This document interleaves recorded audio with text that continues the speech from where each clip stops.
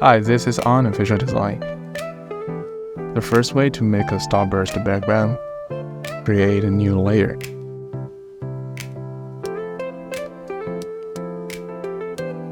Search for Starburst Effect and apply. Of course, play with the values until you like how it looks. Here we are. And we have the second way.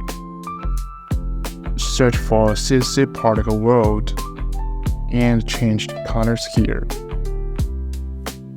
First color pink.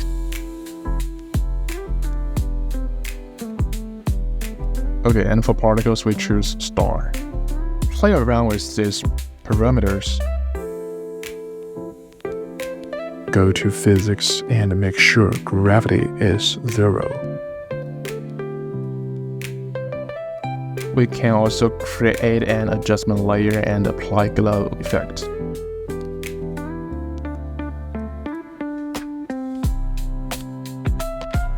Hope you like this video. I will see you next time.